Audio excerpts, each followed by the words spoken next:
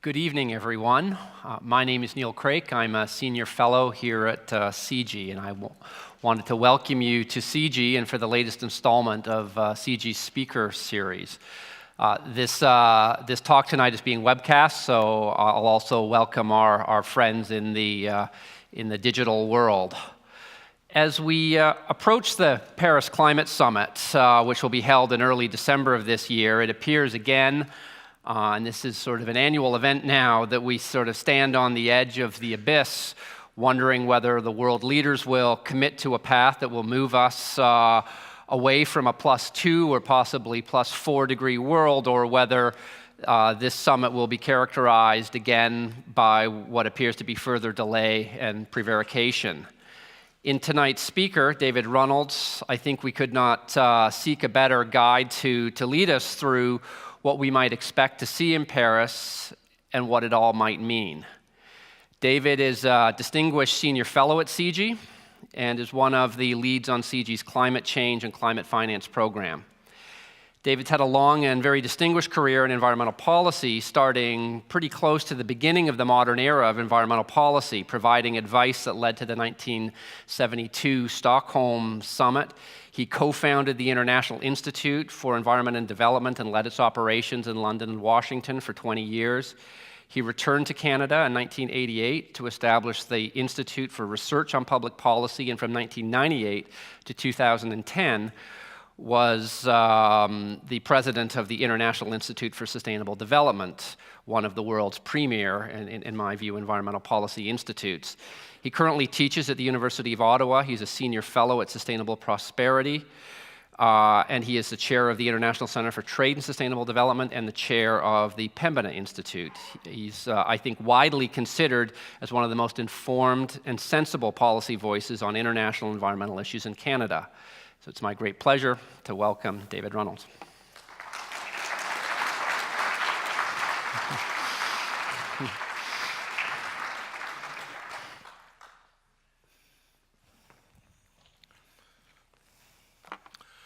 Well, thanks very much, Neil, and thanks for the generous introduction. I've lived long enough to know now that if you stay long enough, your resume gets long enough and it makes you sound important, even if you've not done very much in this field. I want to thank you all for coming out tonight on this lovely, warm, autumnal evening in Waterloo. I've learned it's always a good idea to kick off a talk on climate change with a joke about the weather. But I'm going to talk about a slightly more serious idea, which is this conference that's coming up in Paris at the end of November and the first week or so of December. I was asked by Rohinton Medora, who's the president of CIGI, to take part in a CIGI delegation, and I thought, oh God, I've done this before. And I thought, wait a minute, it's Paris. And it's the beginning of December, and you know, it's a nice time to be there. I do my Christmas shopping and so on, so I'll do it. Then I discovered it's actually not in Paris. It's actually in Le Bourget, which is the ancient Paris airport. Those of you who are old enough, probably some of you are, to have watched the Jimmy Stewart movie about Lindbergh's first flight across the Atlantic, The Spirit of St. Louis. If you'll remember, as his little flimsy plane is coming in to land, it lands at where? Le Bourget Airport, whereby he is greeted by 20,000 people who instantly swarm his plane. Not a bad analogy for what's going to happen at Le Bourget Airport at the beginning of December, where there will be apparently 40,000 of us registered for the celebrations. 40,000 people, of whom 25, I don't know the exact breakdown, but 3,000 or so will be government delegates. There will be a horde of journalists and media, social media people and everything else. And then there'll be civil society, the private sector, and everybody else you can imagine. It's a fascinating exercise to go through, and I'll talk to you about it a bit later. I always explained to journalists who used to come to me saying, should I go? And I said, yes, you should go, and you should work on the assumption that at their own expense, somebody has brought together virtually everybody in the world that knows anything about the subject. And that's true. There will be side events. CIGI is organizing a side event jointly with the Inter-American Development Bank. There will be impromptu sessions. There'll be everything. And there'll be things organized by scientists. There'll be side events organized by carbon traders. There'll be side events organized by indigenous groups, by cities, by subnational groups, by everybody in sight. So it will be a very interesting exercise to attend, even if you're just having a passing interest in it. Now, climate change isn't exactly a new issue. I'm busily changing glasses here to see if I can get something where I can read this. Yeah. The original science dates back to the 19th century, and it was actually on the agenda for the 1972 conference that Neil was talking about at the beginning, the first of these international conferences on climate change.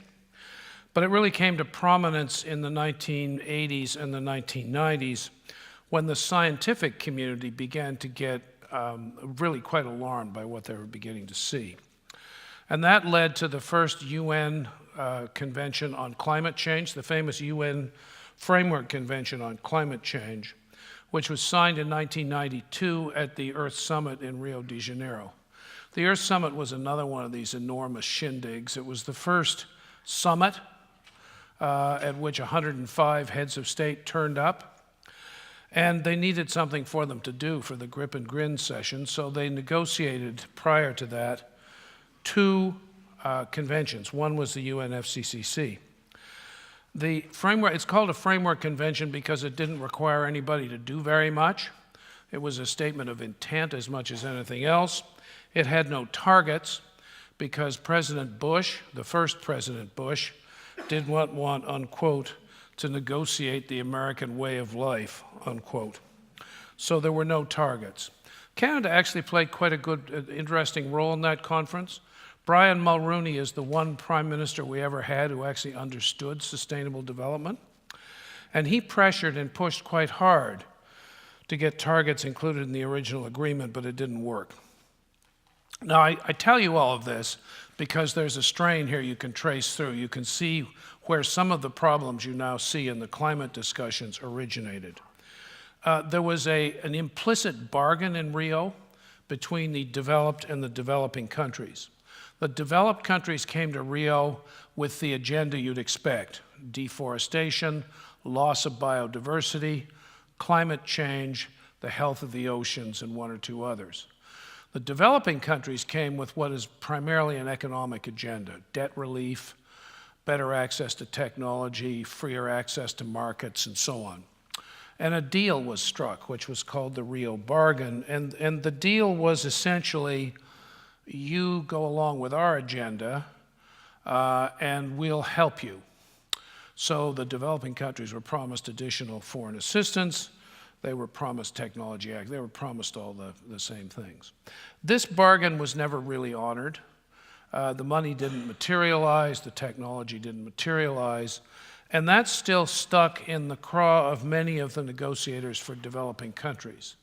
In short, they don't actually trust us to do this stuff, and that's still there.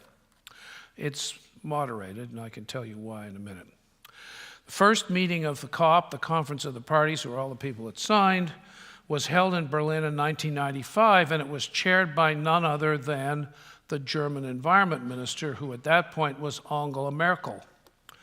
So you have, as the head of the EU, essentially, somebody who understands this issue, appreciates it, and understands its nuances. The COP set out a roadmap. These things do this. They meet every year, but they don't do much of the time. But they set out a set of goals. This one set out the goal of actually doing what they should have done in 1992, which is to get some binding targets and timetables. And that led to the famous meeting in 1997 in Kyoto and the signing of the Kyoto Protocol. The Kyoto Protocol was the first legally binding agreement that actually required countries to do something about emissions. Canada was well represented, but that was the beginning of the problem with Canadian policy. There had been an endless consultation exercise leading up to Kyoto.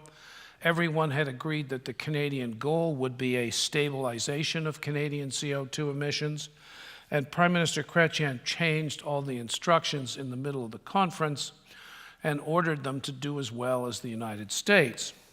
So essentially what we ended up with was a reduction of 5% or 6% of CO2 emissions as our target, and the Australians got +8. So you can imagine the reaction when the delegation managed to get back to Ottawa. And that's been the beginning of a trend in Canadian policy where we overpromise and underdeliver. And that's become a real liability for our performance in these agreements. Targets under Kyoto were assumed by the wealthy countries, former USSR and Eastern Europe, based on their performance in 1990. Well, you all know what happened. It came into force. The description of the Canadian delegation, which was led by my CIGI colleague Paul Heinbecker, is rather interesting in Jeff Simpson's book, Jeff Simpson, the columnist for the Globe and Mail, in which he walks through actually the changes of policy and the reactions, and it's quite instructive to look at it. Anyway, there was a complicated ratification formula before the Kyoto Protocol actually entered into force.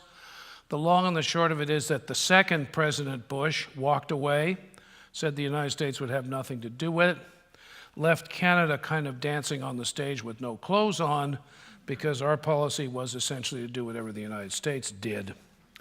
Anyway, this famous ratification process came down to the fact that both Canada and Russia had to ratify before the Kyoto Protocol would actually come into force.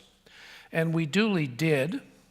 It was one of the last acts Mr. Chrétien made as Prime Minister, and several people in Ottawa will tell you that that was his way of getting at his successor, Paul Martin, who wasn't wildly enthusiastic about Kyoto.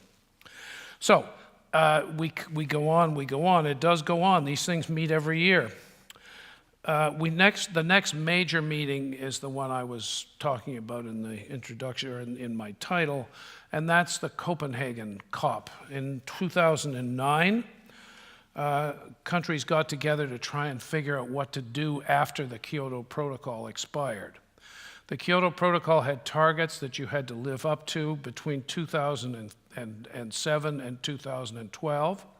So if these targets were to be adjusted, given lag times and the rest, governments had to do it in 2009.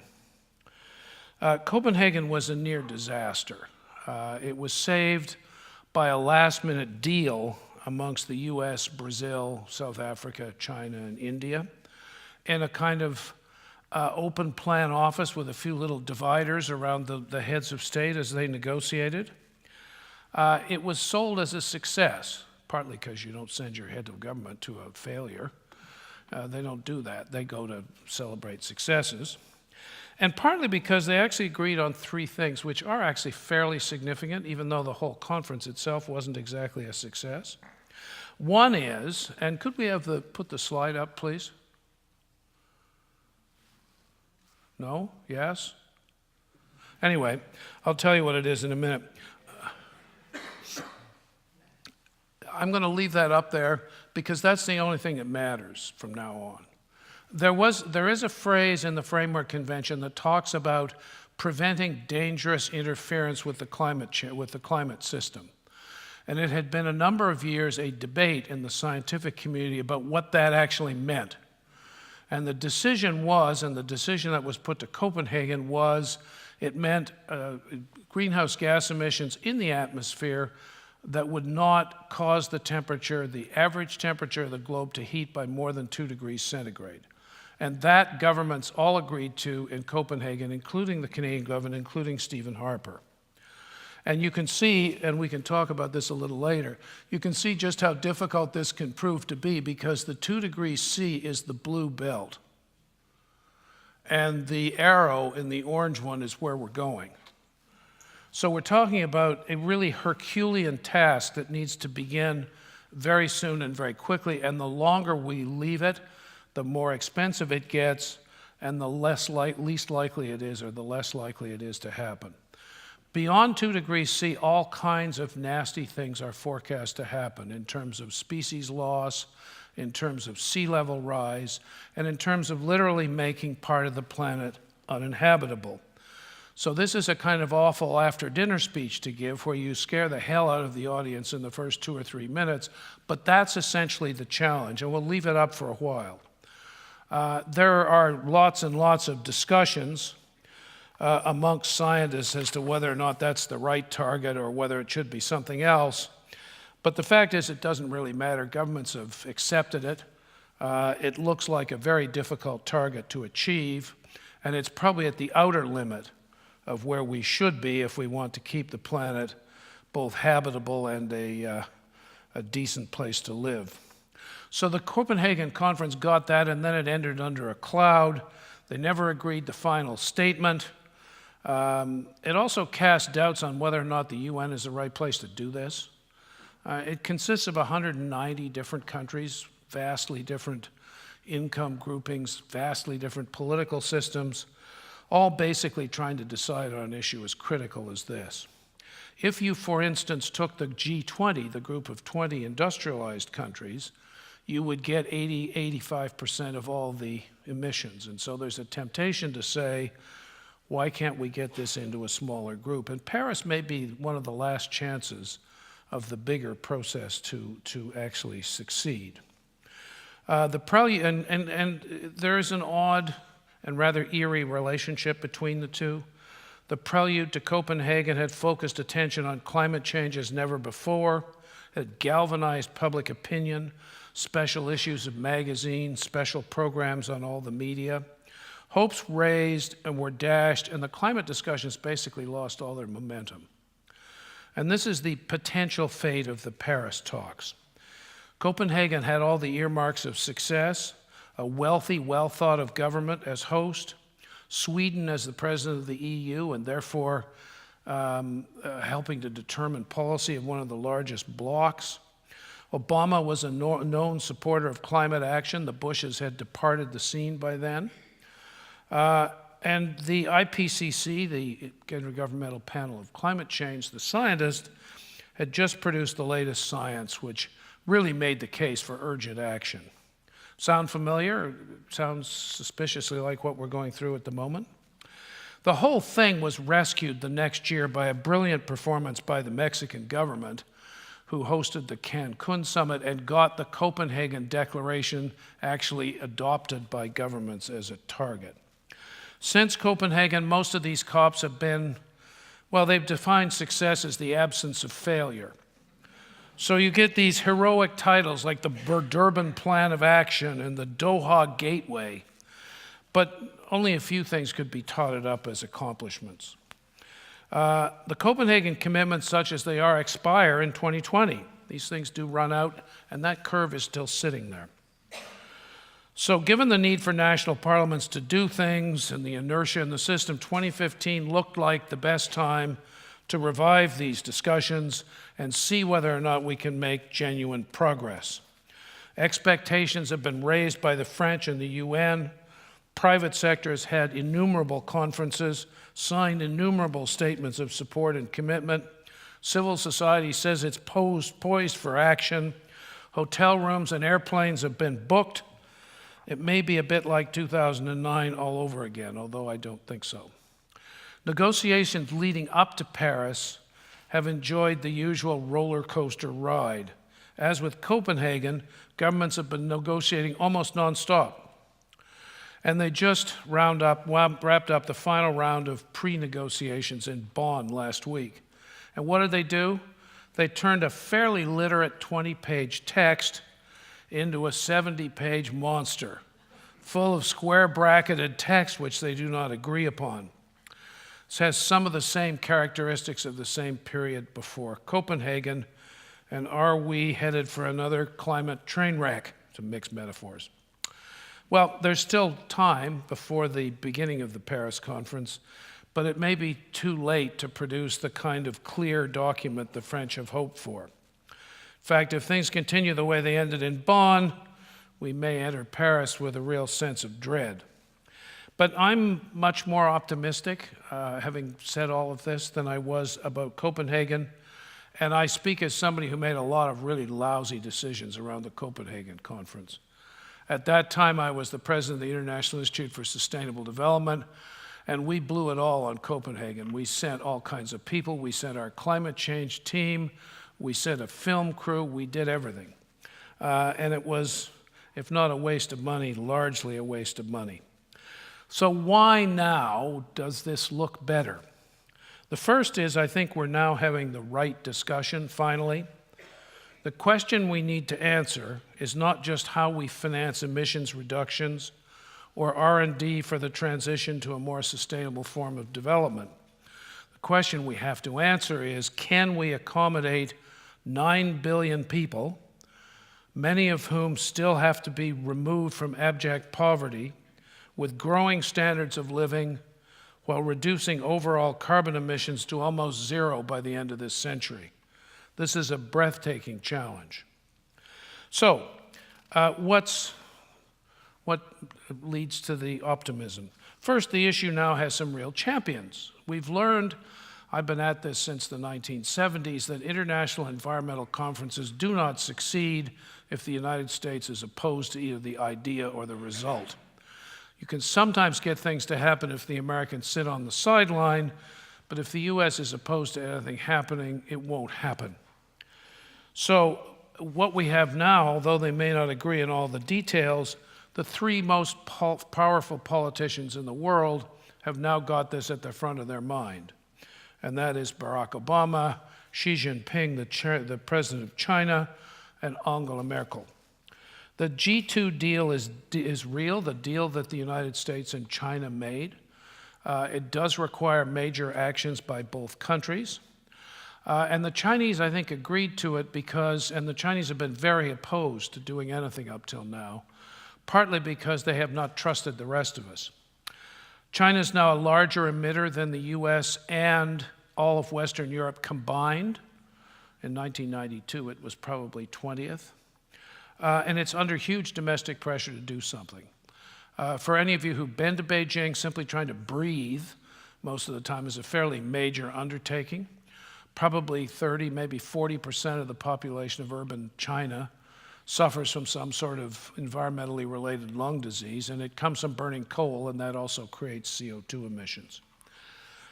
So the Chinese actually are determined to do something, and what you hear from people who don't want to do anything about climate change is that the Chinese don't do anything and therefore it's hopeless, is simply not true. I think China will make quite major progress. The Chinese have under-promised as part of this deal with the US. We at CIGI have sponsored a paper written by the head of one of the NGO offices in Beijing who's been running a big coal project. He claims that China has already got beyond peak coal use, so coal use in China is now starting to drop. He thinks the Chinese could reach their stabilization commitment by 2025. They've promised 2028 or 2030. He also thinks that if they tried really hard, they could get there by 2020. That's quite an astonishing statement. That's major progress. The Chinese are also, and you can see this in their plans, also trying to move away from the kind of industrialization they've enjoyed in the last 15 or 20 years, less dependent on heavy iron and steel and textiles and toys, and more on high value-added products, which use less energy and produce less CO2. Doesn't mean the game is won, but it does mean that China is a different sort of player.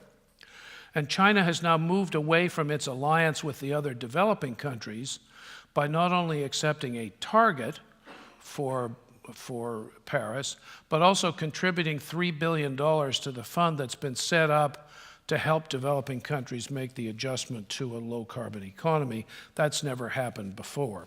So you have got serious champions for trying to get something useful to happen. The other thing I think is encouraging is that the developing countries are playing a more active role. They're not just sitting there. So China is now the largest manufacturer of solar panels. It's the largest manufacturer of windmills. Brazil is the largest producer of fuel ethanol, which is a perfectly decent substitute for gasoline. And India has recently declared that it's going to get up to 20% of its electricity from renewable sources by 2020. So we're actually getting some of the developing countries to really put their shoulder to the wheel. And virtually every developing country, virtually every country has now produced its own INDC. I won't tell you what that is, because it essentially is a meaningless UN phrase, but it's the promise by each country as to what it's going to do about reducing its CO2 emissions.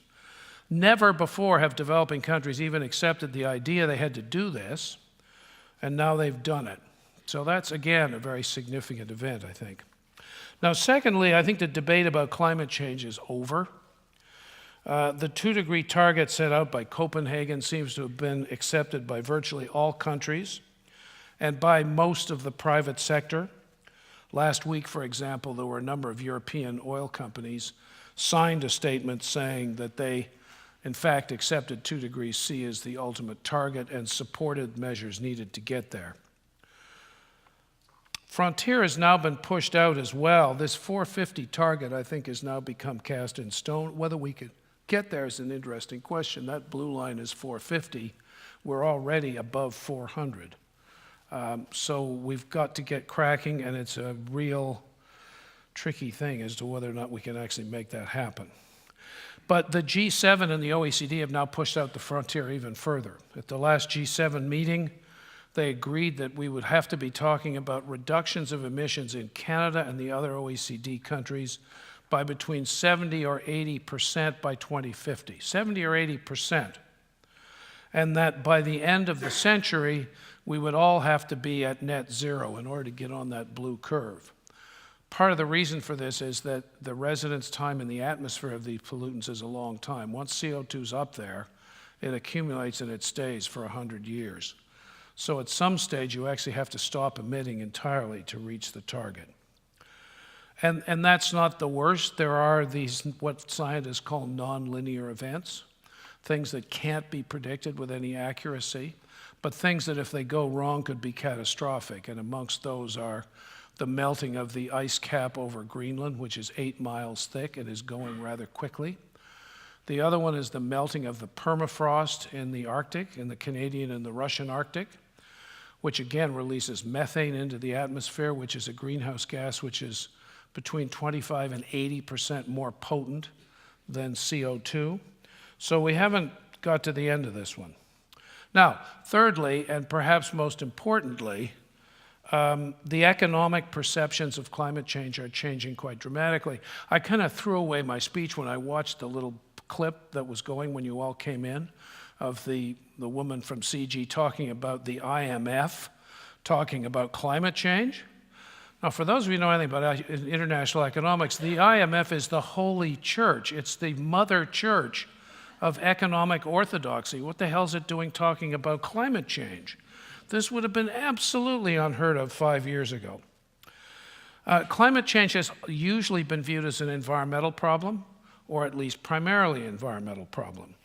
And most of the delegates in the room have come from environment ministries. But the debate about climate change is really a debate about dysfunctional energy policies. And energy is at the core of the modern economy, particularly one like Canada's. So the issue is a big-ticket economic one. People that are sitting around the table ought to be finance ministers, heads of government, and CEOs, and not just the Minister of the Environment and the corporate social responsibility expert. And that's beginning to happen at the World Economic Forum.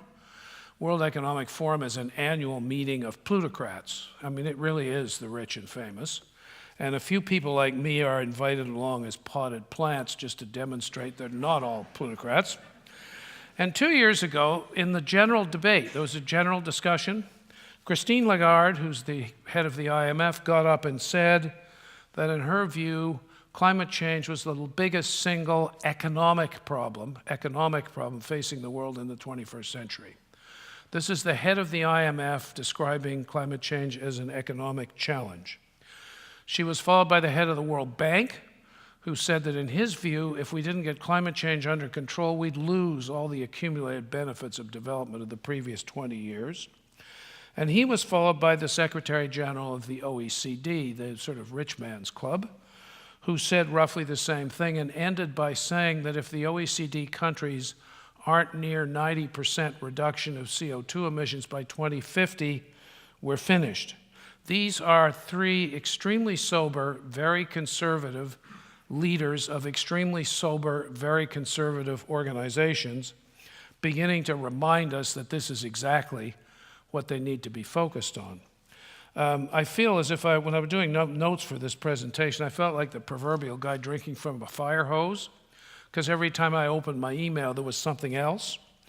And I was on my way from Pearson to here in the cab, I saw something that said the IMF has now decided to include climate and climate risks in all of its economic forecasting. Now, this is absolutely revolutionary. The IMF economic forecasts, countries live or die by the opinions of the IMF staff when doing these things. So it's coming. Economic decision makers are beginning to take this more seriously in other ways. You saw in that clip from Lima again, Mark Carney, the Canadian governor of the Bank of England. Mark Carney has decided to take on the whole idea of what's now called stranded assets. The idea behind stranded assets is that you take this number, this 400 or 450 or whatever it is, and it's not very difficult to figure out what everybody's share of that 450 is. It's not very difficult to figure out what each oil company or fossil fuel company's share is. If you do that, under some analyses, you will discover that up to 65% of all the oil that's currently in the ground cannot be extracted if we're to reach that target.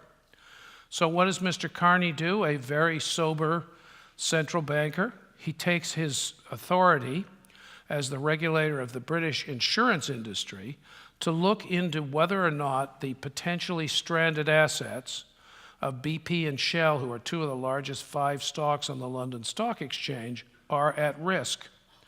And therefore, do they pose a systemic threat to the stability of the British economy?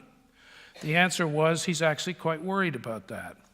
And this will now go, at the end of this month, to the G20, next month, the G20 summit in Turkey for consideration. So in other words, we're now worried about whether or not climate change and dealing with climate change threatens traditional economic stability.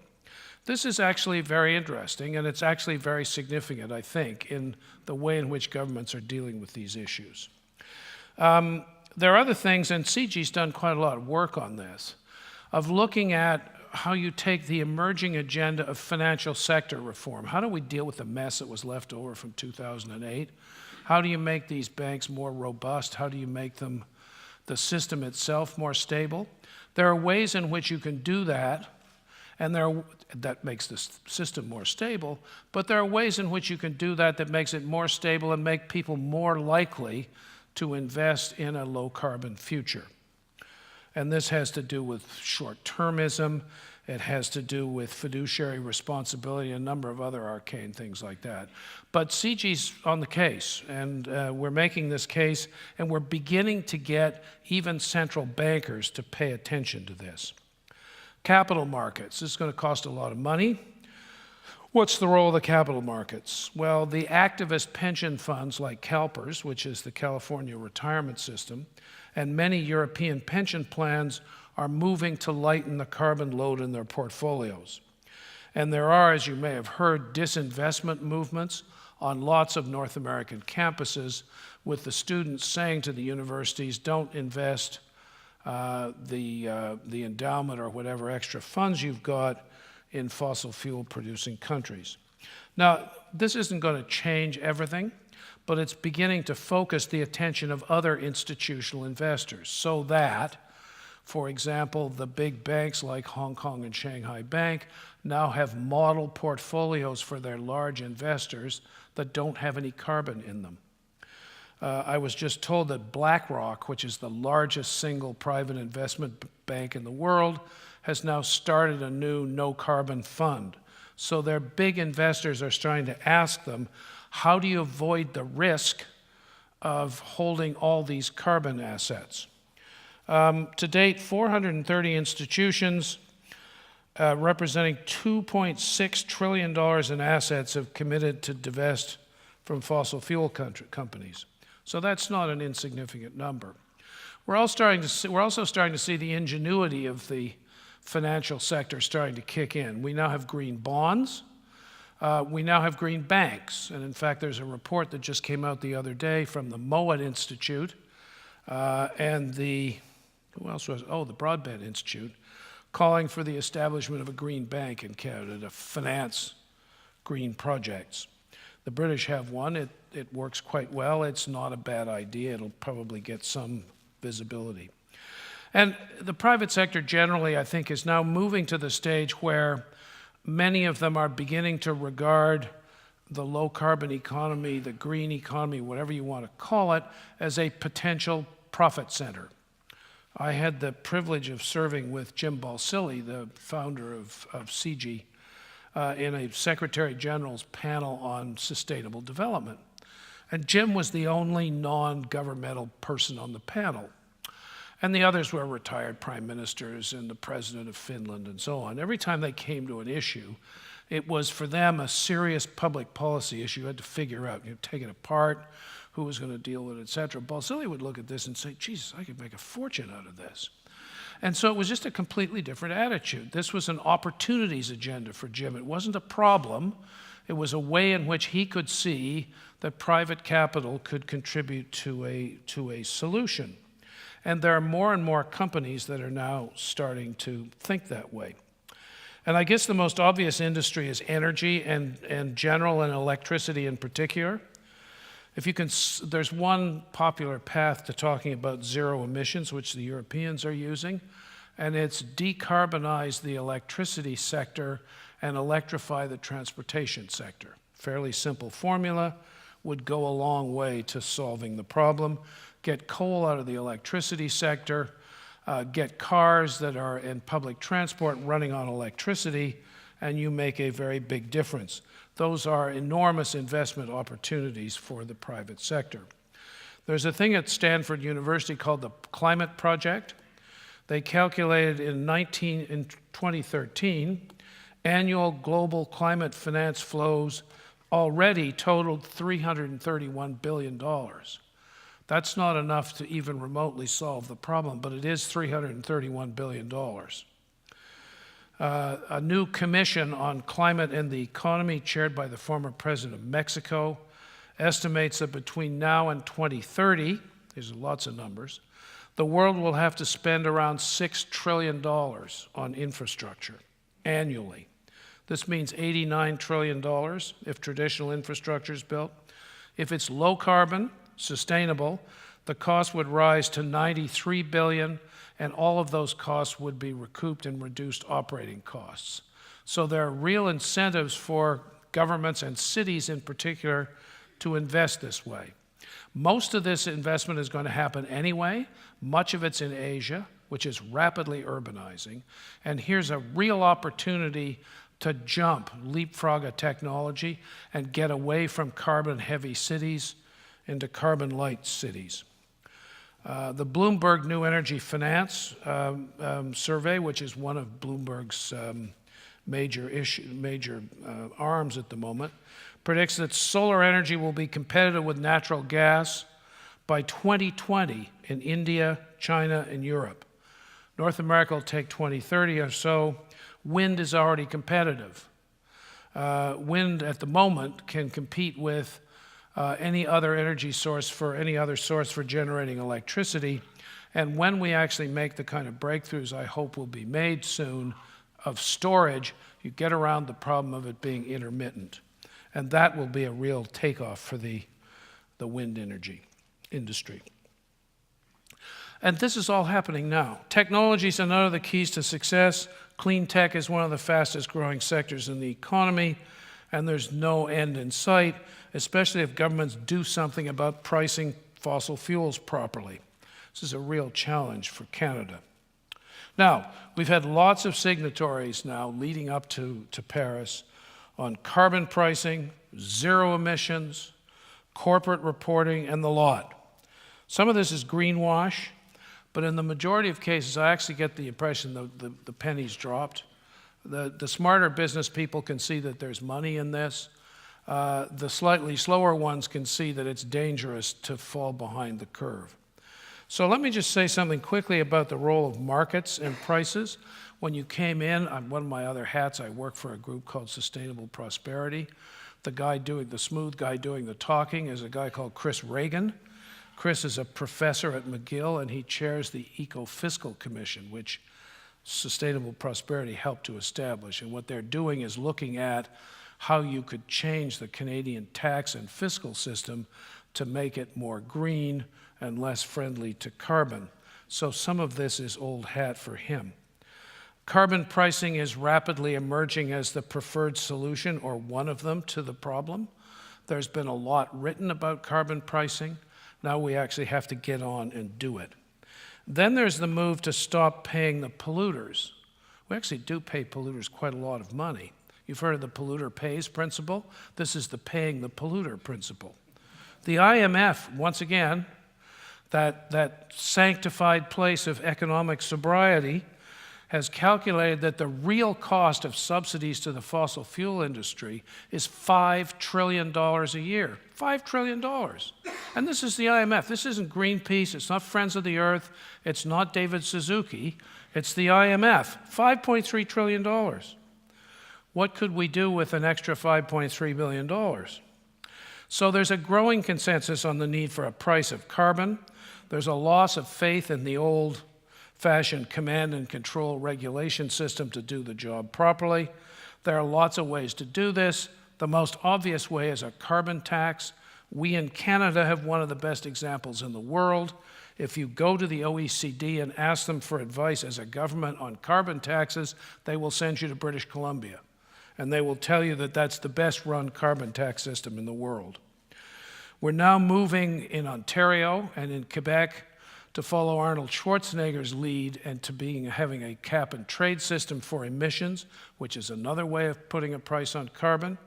President Xi Jinping, when he landed in California 2 weeks ago, announced that China would, by 2020, have a national cap and trade system to control emissions of CO2, a national cap and trade system for a country of what, 1.8 billion people? So this is quite an extraordinary set of events. We won't get a global price for carbon out of Paris.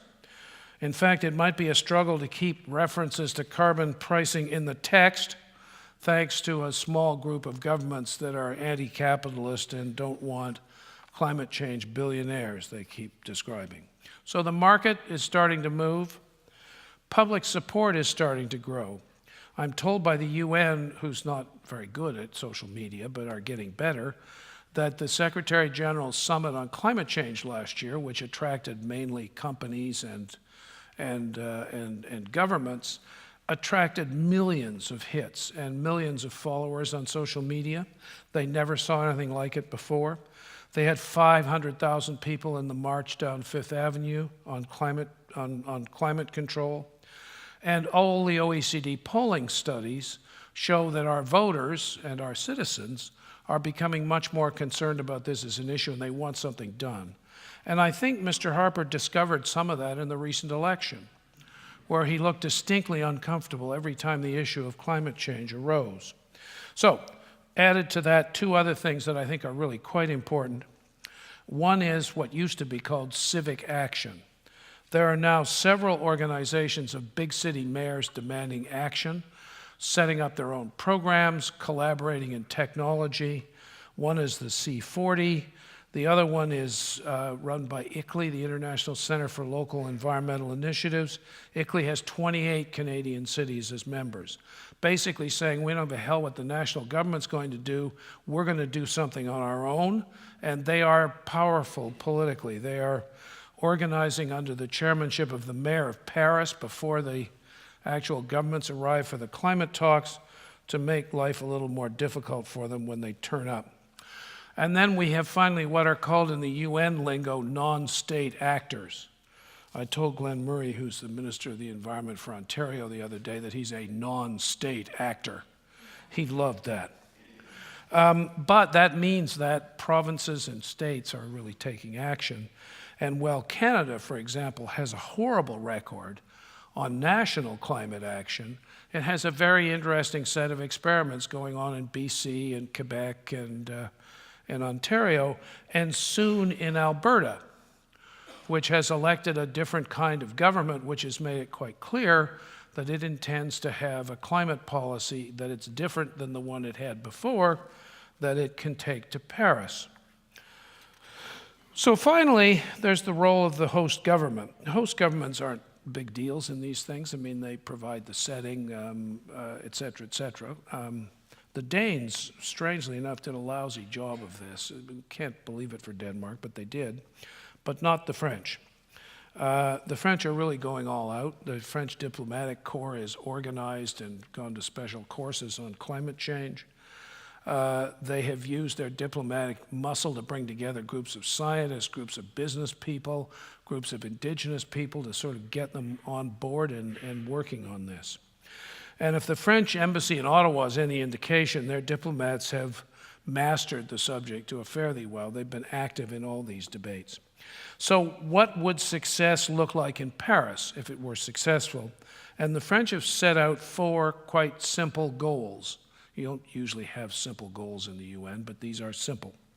One is a universal legal agreement, so a document they can all sign, which would presumably govern how we went from here to actually getting to 2 degrees C. National commitments covering control and reduction of emissions. Well, we now have 190 odd national commitments. Some of them are clearly science fiction. Some of them are basically been written on the back of an envelope, but it's a start. There's an organization, always an organization in the United States, which is totting all this up. When you add all these up, you don't get to 2 degrees C, but you get to 2.7 degrees C. That's a lot closer than anybody thought they were going to get. And if you scrub out the background noise and so on, it's probably more like 3, which is not good, but it's not as bad as we've been doing up till now. So some countries have taken this more seriously than we expected. So I would add to what the French want to do. There's a commitment. They also want progress on financial aspects, guaranteeing solidarity with the most vulnerable countries. This is the sticking point. Where's the money? Who's going to pay? And how much of it is there going to be? And if this doesn't produce a decent answer, the whole thing will collapse. In Copenhagen, at the end, when they were all sitting around that little room, they all said, well, money, how much money? $100 billion, that sounds like a good number. So they promised, the rich countries, $100 billion a year for climate change, for adaptation and mitigation in developing countries, not having a clue where this was going to come from. So there's some government money, and there's a thing called the Green Climate Fund, which now has about $10 billion in it. And the rest, it's assumed, will come from the multilateral development banks, the World Bank et al. They've stepped up to the plate. And the rest will come from the private sector. If the developed countries can't give a convincing argument about where that $100 billion is going to come from, and it doesn't look like sandcastles, I think Paris will have real problems dressing up to look like a success. So I would add a couple of others. First, I would say that this universal legal agreement needs to emphasize the need to act quickly, set 2050 targets, and net zero by the end of the century. There are lots and lots of NGOs who will tear Paris apart if this net zero thing isn't in the final communique. I would add INDCs that are understandable, measurable, and verifiable. This thing that gets to 2.7 is not measurable and it's not verifiable. There's no internationally known method to determine whether country A, B, or C is lying. And this is a real bone of contention. It's a technical matter, but it's all political. The Chinese really don't want the Americans in there mucking around in the interstices of their economy. And I would add regular reviews and resets every 5 years, sit together and begin to look at the science again and look to see how much you need to modify these commitments. Now, I think this is all quite doable, but it won't be easy. And there will be 3 or 4 other things left around at the end of the day. And the first for the international system is how to maintain the enthusiasm of civil society, the young, and particularly other levels of government such as cities and provinces. They don't fit in the international system. The UN only deals with governments. It does let other people in the meetings, We do participate, we being Ontario or CIGI or ISD, but we don't have any legitimacy in the meeting. So we're supposed to deliver the goods, but if this thing flops, we'll all disappear to the winds. And the international system is going to have to find ways to accommodate citizen groups and social media and others much better than it has. Okay, now, let me just finish, and then I'd like to reflect a little bit, because I still have a bit of time, on what this all means for Canada. A success in Paris, even if there is one, it's not the end. As Churchill said after the Battle of El Alamein in North Africa, this is not the end, it's not the beginning of the end, but it may be the end of the beginning. And that, I think, is the best prognosis one can give for Paris. Now, let me just quickly reflect a little bit, given that we have, I gather, had some sort of political process going on in this country, about what this might actually mean for Canada. We have played a very inconsistent role in this whole exercise. I mentioned before, Brian Mulroney actually got it and actually pushed hard at the beginning to have an adequate climate agreement. Mr. Chrétien waxed back and forth, and if you want to see how much he waxed, read Jeff Simpson's book and you see what the reaction of his cabinet was to him deciding we were going to take minus 5% in Kyoto. Paul Martin came around to it, and in fact one COP that was held in Canada was held in Montreal in 2005 and was essentially more or less single-handedly saved by Stéphane Dion, the Minister of the Environment. And then along came the Harper government that was never comfortable with this issue. It wasn't one of the 5 issues that was in their original election manifesto. The Prime Minister, I'm reliably assured, in 9 years never had a single briefing from a scientist on climate change. And the climate change scientists at Environment Canada are world-class and are recognized as world-class. So this didn't get on their agenda at all, and when it did, it got on in rather unpredictable ways. The government had a dislike of the UN and all of its processes. One of our distinguished fellows at CIGI is Paul Heinbecker, who has been the Canadian ambassador to the United Nations, who was the head of the delegation at Kyoto, and who was Brian Mulroney's foreign policy advisor. And Paul will tell you in no uncertain terms that Canada's diplomatic reputation, particularly in this field, is in absolute tatters. So we're the skunks at the garden party. There is a thing the NGOs used to give out every week called the Fossil of the Week Award. And I told John Baird when he was Minister of the Environment that he should ask to take it home because we won it so many times it was ours. John Baird also was very interesting. I was at the Bali COP where he was the leader of the delegation. He called a press conference that he didn't go to. He sat in the back of the room and let his bureaucrat answer the questions. So there was just a palpable disdain of the international system, and particularly the UN system. Strangely enough, if Paris gets any traction and this thing starts to get off the ground, we're in a real pickle here because of our international diplomatic reputation. We're the only country to withdraw from Kyoto. The government refused to have the normal participation in delegations to the COPs. In the old days, you would take a representative delegation. I was at the World Summit on Sustainable Development. One of the liveliest members was Hazel McCallion, the 92-year-old mayor of Mississauga. The Harper government didn't take any of those people. They just basically closed the delegations. And just as a little aside, I went at one of the conferences in Bali, which is a real hardship post. You know, you have to go sit in Bali at a conference. I was the president of ISD, and I had a delegation I was a minor potentate.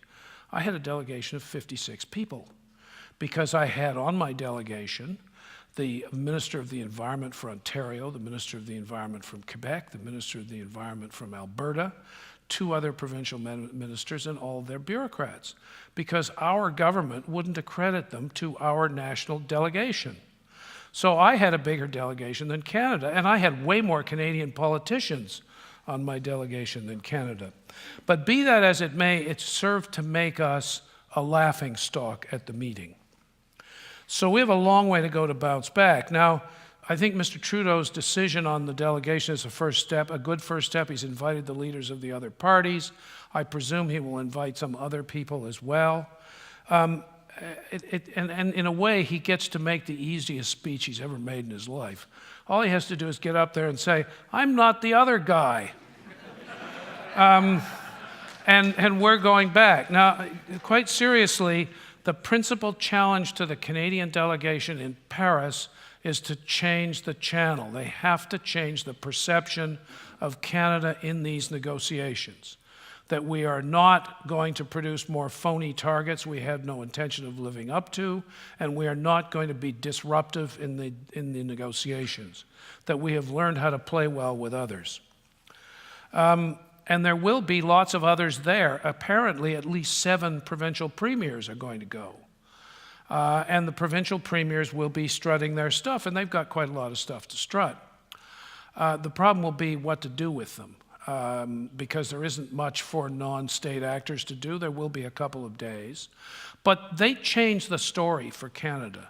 They get people off the perception. I'm not just talking about other governments. I'm talking about all these journalists, all these media folk, all these CEOs who are there, all have an extremely dim view of Canada in the climate negotiations.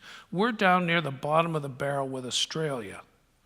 And we have to change that if we want to take advantage of the opportunities offered us in Paris and elsewhere. So I think there are a whole bunch of things for Mr. Trudeau to decide on, but he's got to decide on maybe 3 things before he goes off to Paris. The first is what to do about the target that Prime Minister Harper agreed to in Copenhagen in 2009. He agreed to a reduction of greenhouse gas emissions in Canada by 17% by 2020. According to what Environment Canada has publicly produced, we will be lucky to get halfway there. So are we going to do something about that? Are we just going to junk it? Or are we going to produce some sort of short-term program to do that? And secondly, Canada has submitted an INDC of 30% reduction of greenhouse gas emissions by 2030. Now, I guarantee you the government hasn't clue number 1 how to do that. That was cooked up in the back of a car somewhere on the way to a meeting. So that's another challenge for the new government. And I think the new Prime Minister has done the right thing in saying that the first thing we have to do is, this is a federation. It's the most decentralized country in the world. Natural resources and energy are a provincial responsibility. Before I do anything, I have to sit down with the premiers. Now, time will tell. He'll have to escape his father's famous description of Joe Clark. If you remember, Pierre Trudeau called Joe Clark the head waiter to the provinces. He'll have to avoid that. But I think that everything's to play now. And just finally, the most important casting vote in some way of that is the new Premier of Alberta.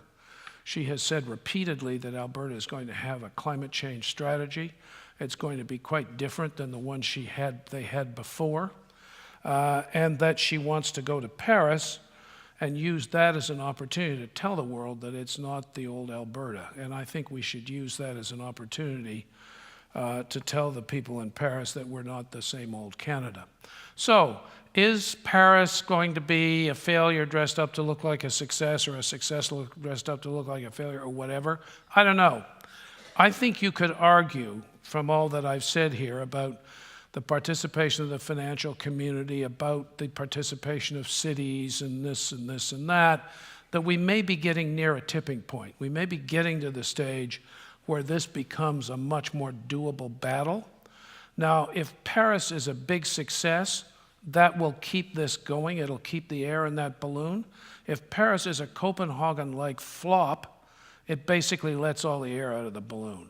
And it doesn't mean that companies don't invest, and it doesn't mean this. What it does mean is that the people who are really putting pressure on their elected representatives to do something about this will lose heart.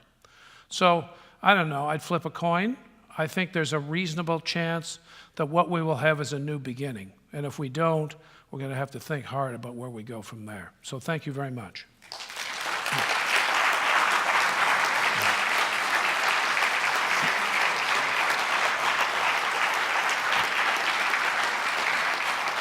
I think we're meant to sit down, aren't we? I think so.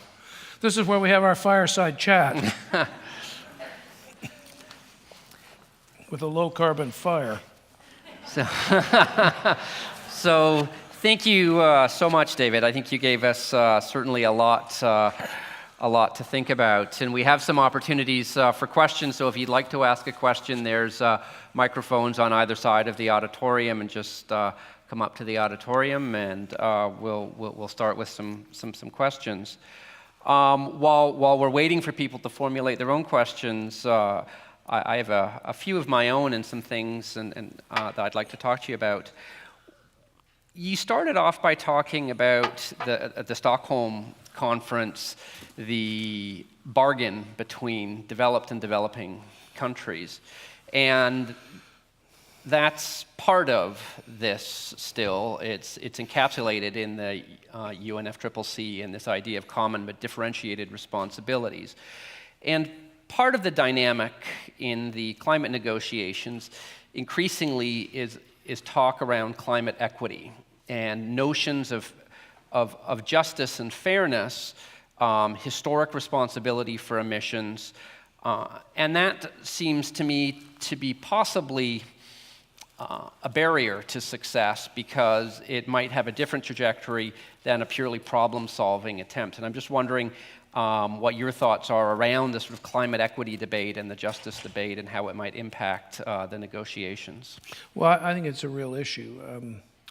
The fact is that most of that stuff, well, it's not there. Most of the stuff that's on that slide was put there by us.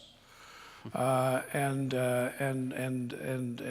we are really genuinely responsible for that, and that is very much resented in developing countries. The other problem is that most of these things we've been talking about, investing in a low-carbon economy, emissions trading, et cetera, that will deal with the middle-income developing countries, the Brazils, the Indonesias, the Koreas, et cetera. The very poor, the only thing they can think of is how are we going to live, and how are we going to adapt to these kinds of changes? Because one of the things that the negotiations have had real problems in dealing with is the other side of the coin. If there are two sides to the climate coin, one is mitigation.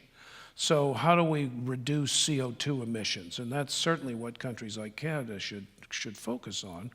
But the other part is, how do we adapt, and how does everybody adapt to the change that's already baked into the system? And for Canada, that's, it's an interesting issue. There's a very good project at the University of Waterloo that I know you've been involved in. It's been working on this. For developing countries, it's life or death. Rain-fed agriculture, no rain, floods, natural disasters of all kinds. So who's going to help, and who's going to help those countries that are going to disappear? I mean, we are at the stage now when talking about sea level rise, where there are a number of couple of small island states that have actually been promised a place to live by New Zealand when their country is underwater, and that'll happen within 50 years. If some of these melting episodes in Greenland or Antarctica speed up, we could have sea level rise of 3 or 4 or 5 meters, which means bye-bye Florida, and it means much of coastal China is in serious trouble. So there's a real issue there of developing countries saying, how are we going to pay for this? How are we going to adapt to this? And who's going to help us? And there's no proper answer to that. And there won't be a proper answer to that in Paris. But if we don't get a better answer than the one I just gave you, that could bring the whole edifice crashing down. Because these countries really are genuinely vulnerable, and they're too poor to be able to deal with the issue entirely on their own. Thank you.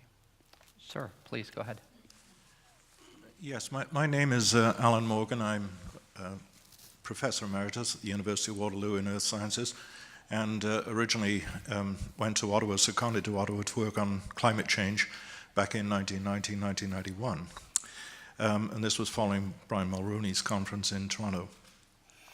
My the question, Changing Atmosphere Conference. That's right, the Changing Atmosphere Conference. My concerns, and incidentally, I thank you very, very much for the economic, sustainable side of the story, but my concern is more with the physical side. If you look at the CO2 levels In the atmosphere at the moment, they are, as you said, just above 400 parts per million. And when they reach 450, we reach a stage where there was no Antarctic ice sheet, if you look in the geological past. Now, I'm not suggesting that the whole of the Antarctic ice sheet is going to melt, because that would put sea level up by 240 feet, not 20 feet. But on the other hand, there are a number of trigger points, for example, in permafrost, where if we really do pursue this to the mid-century, we may well be beyond tipping points where permafrost starts to melt, and not only that, you have vast releases of methane, both from permafrost and also from subsea sources as well. I just wonder what your own concerns are about this, because obviously it does affect populations of Bangladesh and coastal China, as you said, as well as a number of other regions of the world. Well, I find it quite terrifying. I mean, the kind of nonlinear events you're talking about are existential. I mean, that's the end, and we have no idea. We don't have any idea. Most scientists think what you're saying, as you know, is relatively unlikely, but relatively unlikely is not 100%, and it's not 90%. You probably know it's been a very lively debate about something called geoengineering, which is, can you actually engineer the climate? Can you affect the amount of sunlight reaching the Earth in such a way that it has a cooling effect? And there's a lively debate about whether or not you could do that, in particular if you could do it in the Arctic. And it looks as if, there have been very few experiments, but by computerized experiments, it looked as if you could do that for maybe $2 or $3 billion a year. Essentially, it involves putting aerosols up, probably sulfur, in the atmosphere. It interferes with the sunlight reaching the Earth, and it cools the climate. There's no international regime to govern it. We have absolutely no idea what effects it will have on the climate in other parts of the world, because one thing we understand about the Arctic is that it has a central role in climate globally. But that's one of the plans that's being discussed. Is, can we actually begin to, if we really get into one of these linear, nonlinear events, can we actually control the climate relatively quickly at an affordable cost? The answer is maybe. But if I were in your business, this would keep me up at night. I'm not a scientist, but from what I know of the science, the possibility of and they're certainly worried about both the West Antarctic ice sheet and the Greenland ice sheet and the rate at which they're melting. And the sort of equivalent of that is what's happening to glaciers everywhere. And I'm sure you've all seen little pictures of the glaciers in the Rockies just disappearing at unprecedented rates. So there's kind of a runaway aspect to the science that is truly frightening. I have no answer. You'll be more likely to have an answer than I. Well, thank you for your comments, though. So maybe we'll take a question from one of our webcast audience. So this is from Julie in Toronto. With even provincial governments heading to Paris, is there anything regular citizens can do to bolster the success of these talks? Oh, yes, absolutely. There are lots and lots of social media campaigns that are underway. I don't have any in mind, but there are several. I think the provincial governments themselves ought to be pressured a little bit. Why are you going to Paris? What are you going to say? How are you going to contribute to the discussion? What's Ontario's position on this? Because I think the provincial governments are still working out what they're actually going to do. And certainly the federal government. It's a new federal government. Start writing to people. Start sending them emails. Get after your elected representatives. I know there are a series of events planned. Some of them, I think, in the next couple of weeks. I know there's one in Ottawa where people are marching on city halls and on provincial legislatures and so on to express their concern about climate change and their hopes that the talks will proceed well. So, now's the time to do it. And you've got a particularly good opportunity now because you have a brand new federal government. By this time in a process, national positions are already formulated. You can't really change them. But this is a new government that it doesn't even exist yet. We don't even have a minister. So now's really the time to begin to say to the newly elected, this is a priority for me, and it's a priority for me that Canada changes its international reputation in this area. Thanks. Go ahead, sir. Hello, my name is Paul. I'm curious about the British Columbia carbon tax. So you're saying that it's seen as an example to others. What's made it successful? So I've heard criticisms, and I don't know whether to believe those criticisms, that it hasn't actually brought down climate emissions that much. Is that true? To what extent has it been successful? And on a slightly related note, who else is doing a good job in terms of climate taxes? Okay. The BC, why does it work? Well, let me tell you what it is. It comes out, it started, and I think they did this quite cleverly. It started at a very low level, which was the equivalent of $10 a ton. And then it went up gradually until it got to 30. And I think the mistake they've made is stopping it at 30. And I think that's a real criticism. But in the 5 years in which it climbed all the way up to 30, it did the following things. It reduced per capita gasoline consumption in BC by 18%. At the same time as it rose by 3% in Canada as a whole. It resulted in British Columbia having the lowest corporate and income taxes in Canada, because the deal was that the Auditor General of the province audits the results of the carbon tax every year and certifies that it's revenue neutral. In other words, it's not a tax grab by the government. And the bargain was, you pay more for gasoline and we'll cut your provincial income taxes. And people could actually see that. So it was an explicit, this isn't a tax grab by the government, this is an attempt to try and do something about climate change. The other thing it did is that if you model it, we had some economists do this, if you model it out, you should get a reduction of about 5 or 6%. Instead, you get 18.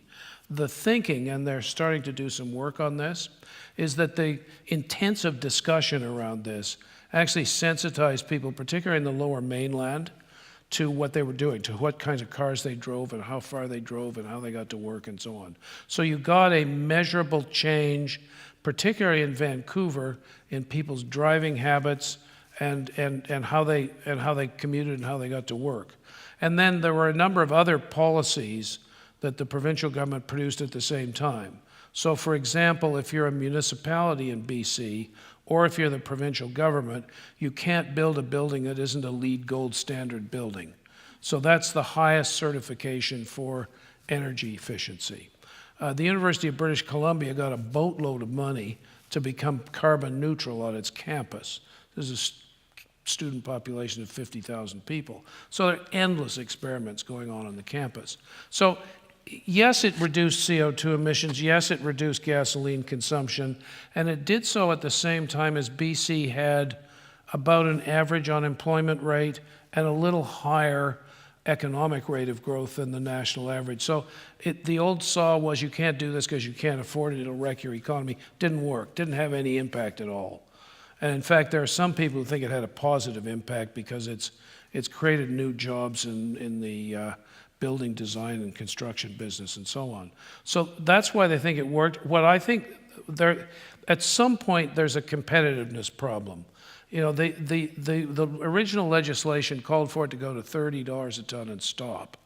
Now, I think the effect is starting to wear off now because it's now a flat tax. And the British Columbia government has set up, and again, Christy Clark is going to Paris, and there's yet another expert committee that's going to recommend what to do next. If they continue to ratchet it up, I think it will continue to have an effect. If they stop, then it'll gradually just become part of the woodwork. And it's not clear which way they're going to do, or which way they're going to go at this point.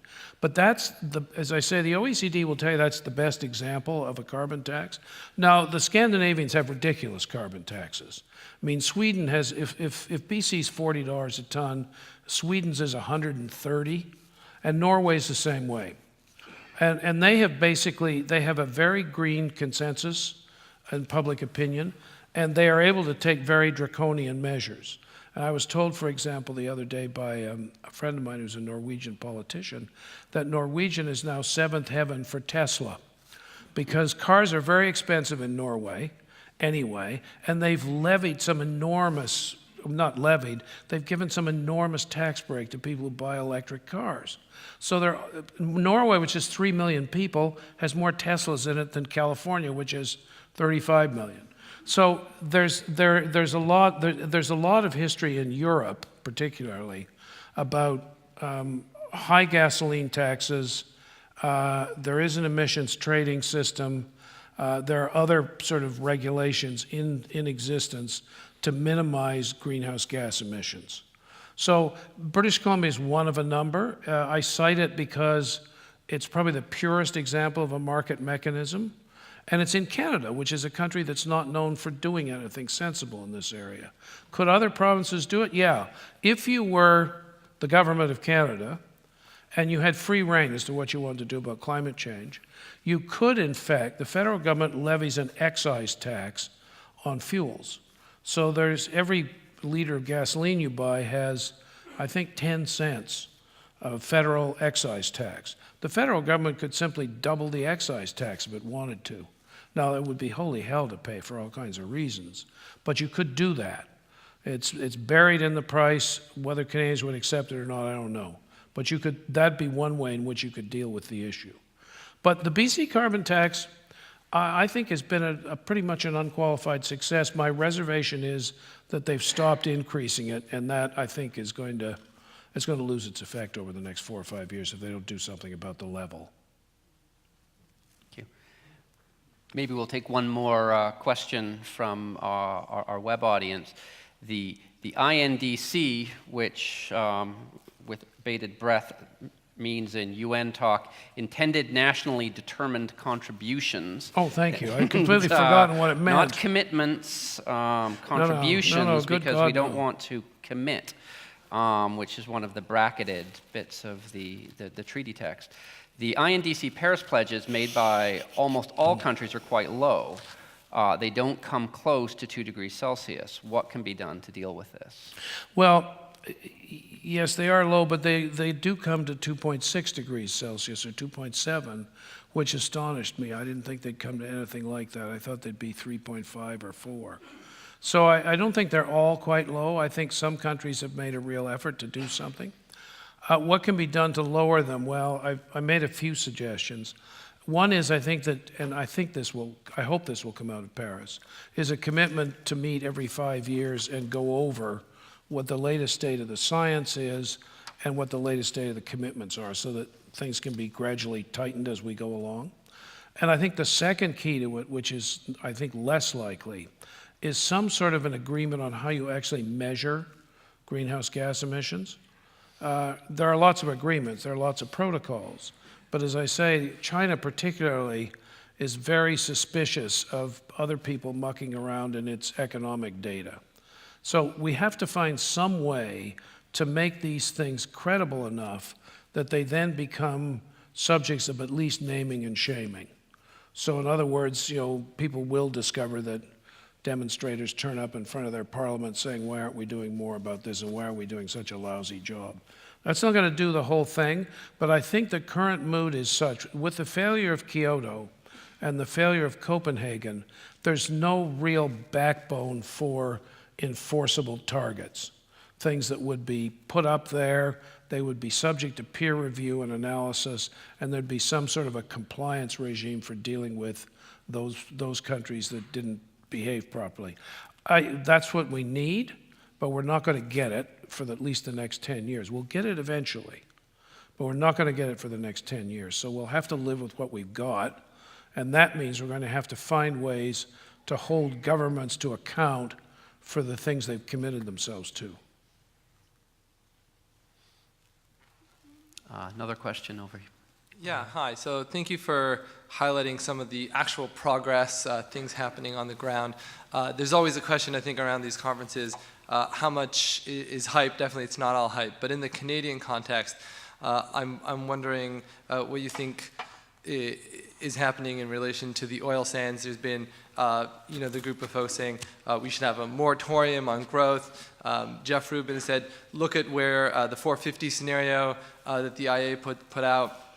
Oil market internationally has to go down. That means there's not a market for the expensive oil. But then you have the new prime minister saying economy and environment like canoe and paddle.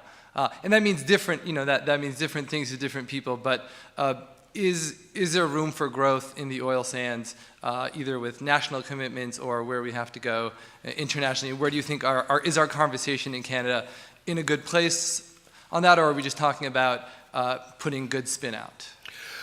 Well, I don't think we even got to the spin start. I don't know what the ultimate answer is for the oil sands, frankly. There's certainly no room for massive expansion. It's just not going to work. I don't know what to believe of what I'm told about the technologies. I mean, everybody you talk to in the oil patch says, oh yes, we're just near a technological breakthrough that will allow us to reduce our greenhouse gas footprint. I don't know whether that's true or not. It might be. One of the things that astonished me as I was doing some reading in this field is how little oil companies actually spend on R&D. They're right at the bottom of the pile. They spend sort of 1.2%, spend almost nothing. And my sense is that once a lot of smart people go at this, we might discover that it's possible to reduce the footprint per barrel of oil produced from the oil sands. At least maybe get it down closer to a regular barrel of regular oil. That's what I think their goal is. I have no idea whether it's possible or not. I think that the real dilemma for Canada, I mentioned before I worked with Jim Balsillie on this sustainable development thing. And I sat at the back of the room one day with an Australian, a Brazilian, and Mrs. Brundtland from Norway, who's the original author of the Brundtland Report. And the rest of them were having a debate about sustainable development.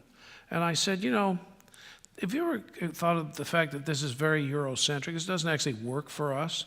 We're all natural resources exporters. And here we're having an argument amongst people who are all net natural resources importers, from us largely, about what sustainability means. So I think actually the real challenge for Canada is twofold. One is, can we demonstrate that we are the world's most, or one of the world's most efficient at extracting and processing resources and raw materials, including the oil sands? And secondly, how do we avoid missing the clean tech boat? Because, there really is lots of evidence that lots of the smart money is going into clean technologies, that this is where the bright people in Silicon Valley are putting their money. And here we are diddling around worrying about, can we sustain a sort of 19th or early 20th century hewers of wood and drawers of water economy? And I don't know how we get out of that. I think Canada has, if not the most difficult, one of the most difficult paths to try and figure out how to deal with climate as an issue. Sorry, I can't do any better than that. I can tell you one thing. Let me tell you one thing. I spent part of my time, as Neil said, as the chairman of the board of the Pembina Institute for Appropriate Development, which has been a kind of thorn in the side of Alberta governments for many years, and I think is one of the better think tanks in Canada on this issue. We made the Alberta government has set up, the new premier has set up a panel of 6 or 7 people who go and talk to people, hold public hearings, have submissions and so on what Alberta's climate policy ought to be. What we suggested at Pembina, and we're not taking that on head on either, I admit, is that Alberta could do about 4 things that would make a big difference in its greenhouse gas emissions. One is to close the rest of the coal-fired power plants. Alberta still gets more than half its electricity by burning coal. The second is to do something about methane. Pipelines, pumping stations leak, and fugitive emissions of methane are 10 or 12% of the greenhouse gas emissions of Alberta, and they're really cheap to deal with, like a couple of dollars a ton. And then you get a fuel. Thirdly, it's the sunniest place in Canada. It's also the windiest place in Canada. It has a wind energy industry a bit. There's no solar whatsoever. And there's no It literally is the only jurisdiction in North America that has no programs on energy conservation or demand management or retrofitting your house or anything, nothing.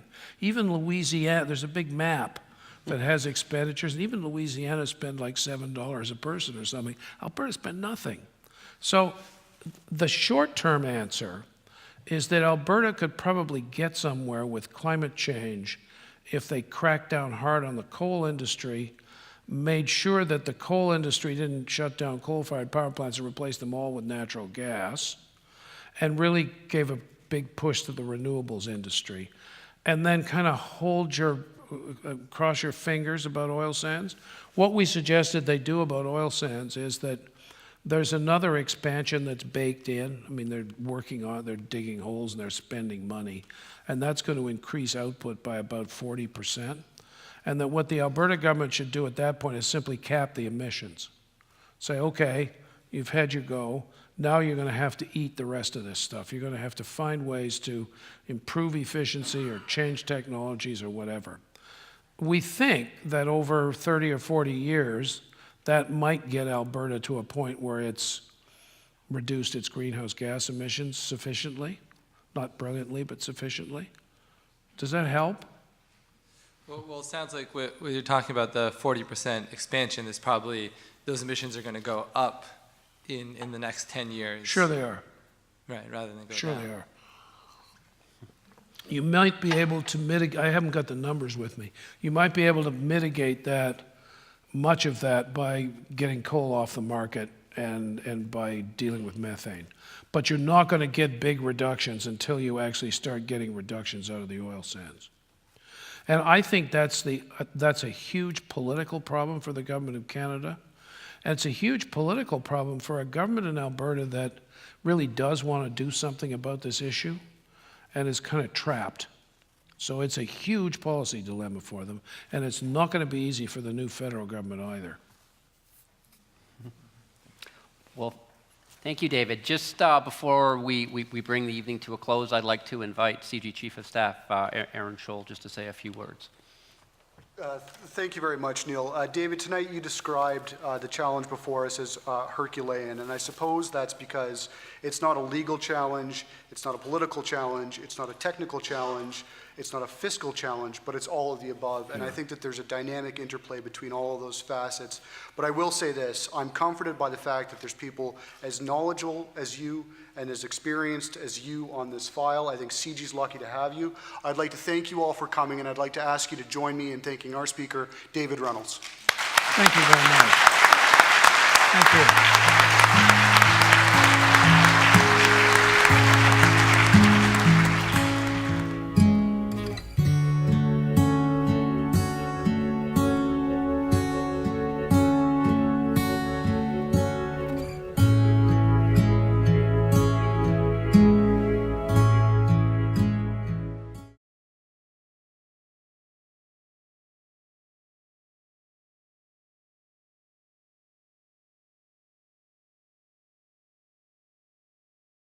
Summit. He co-founded the International Institute for Environment and Development and led its operations in London and Washington for 20 years. He returned to Canada in 1988 to establish the Institute for Research on Public Policy, and from 1998 to 2010 was the president of the International Institute for Sustainable Development, one of the world's premier, in my view, environmental policy institutes. He currently teaches at the University of Ottawa. He's a senior fellow at Sustainable Prosperity, and he is the chair of the International Center for Trade and Sustainable Development and the chair of the Pembina Institute. He's, I think, widely considered as one of the most informed and sensible policy voices on international environmental issues in Canada. So it's my great pleasure to welcome David Reynolds.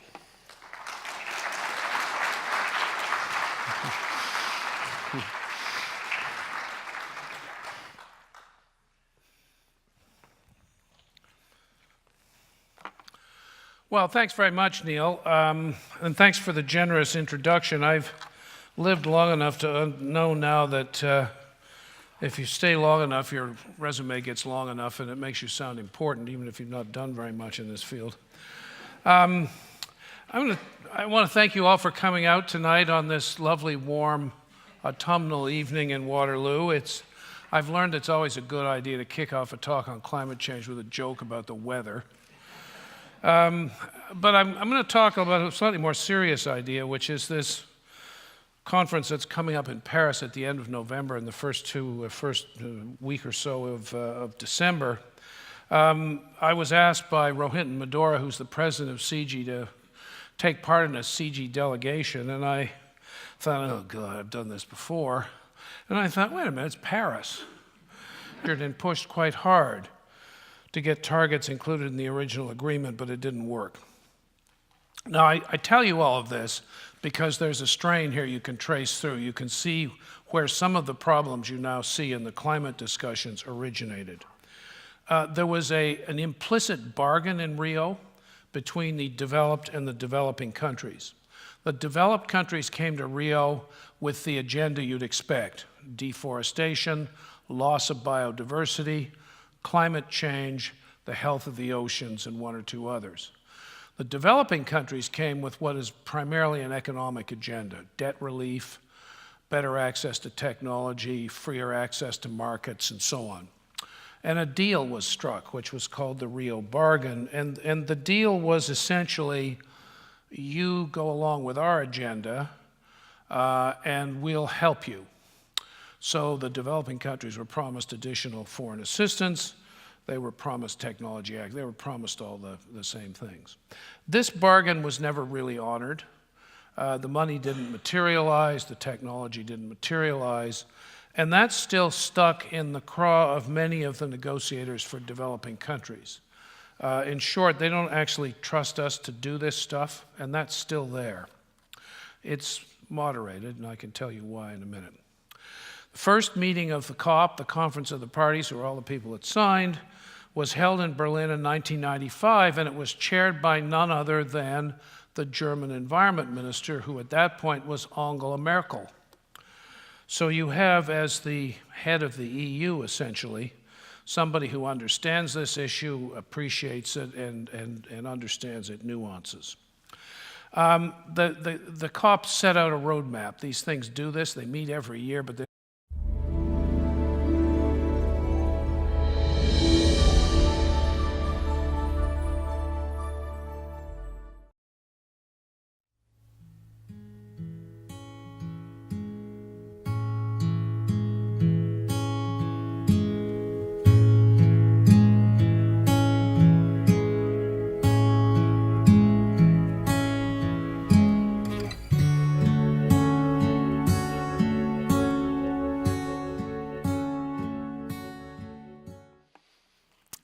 Good evening, everyone. My name is Neil Craik. I'm a senior fellow here at CIGI, and I wanted to welcome you to CIGI and for the latest installment of CIGI's speaker series. This talk tonight is being webcast, so I'll also welcome our friends in the digital world. As we approach the Paris Climate Summit, which will be held in early December of this year, it appears again, and this is sort of an annual event now, that we sort of stand on the edge of the abyss, wondering whether the world leaders will commit to a path that will move us away from a +2 or possibly +4 degree world, or whether this summit will be characterized again by what appears to be further delay and prevarication. In tonight's speaker, David Reynolds, I think we could not seek a better guide to lead us through what we might expect to see in Paris and what it all might mean. David is a Distinguished Senior Fellow at CIGI and is one of the leads on CIGI's climate change and climate finance program. David's had a long and very distinguished career in environmental policy, starting pretty close to the beginning of the modern era of environmental policy, providing advice that led to the 1972 Stockholm. It's the beginning of December, and you know, it's a nice time to be there. I do my Christmas shopping and so on, so I'll do it. Then I discovered it's actually not in Paris. It's actually in Le Bourget, which is the ancient Paris airport. Those of you who are old enough, probably some of you are, to have watched the Jimmy Stewart movie about Lindbergh's first flight across the Atlantic, The Spirit of St. Louis.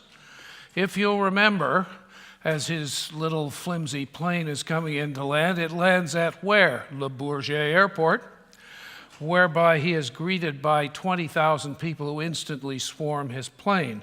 Not a bad analogy for what's going to happen at Le Bourget Airport at the beginning of December, where there will be apparently 40,000 of us registered for the celebrations. 40,000 people, of whom 25, I don't know the exact breakdown, but 3,000 or so will be government delegates. There will be a horde of journalists and media, social media people and everything else. And then there'll be civil society, the private sector, and everybody else you can imagine. It's a fascinating exercise to go through, and I'll talk to you about it a bit later.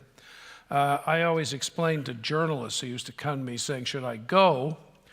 And I said, yes, you should go, and you should work on the assumption that at their own expense, somebody has brought together virtually everybody in the world that knows anything about the subject. And that's true. There will be side events. CIGI is organizing a side event jointly with the Inter-American Development Bank. There will be impromptu sessions. There'll be everything. And there'll be things organized by scientists. There'll be side events organized by carbon traders. There'll be side events organized by by indigenous groups, by cities, by subnational groups, by everybody in sight. So it will be a very interesting exercise to attend, even if you're just having a passing interest in it. Now, climate change isn't exactly a new issue. I'm busily changing glasses here to see if I can get something where I can read this. Yeah. The original science dates back to the 19th century, and it was actually on the agenda for the 1972 conference that Neil was talking about at the beginning, the first of these international conferences on climate change. But it really came to prominence in the 1980s and the 1990s when the scientific community began to get really quite alarmed by what they were beginning to see. And that led to the first UN Convention on Climate Change, the famous UN Framework Convention on Climate Change, which was signed in 1992 at the Earth Summit in Rio de Janeiro. The Earth Summit was another one of these enormous shindigs. It was the first summit at which 105 heads of state turned up. And they needed something for them to do for the grip and grin session, so they negotiated prior to that two conventions. One was the UNFCCC. The framework, it's called a framework convention because it didn't require anybody to do very much. It was a statement of intent as much as anything else. It had no targets because President Bush, the first President Bush, did not want, unquote, to negotiate the American way of life, unquote. So there were no targets. Canada actually played quite a good, interesting role in that conference. Brian Mulroney is the one prime minister we ever had who actually understood sustainable development. And he pressured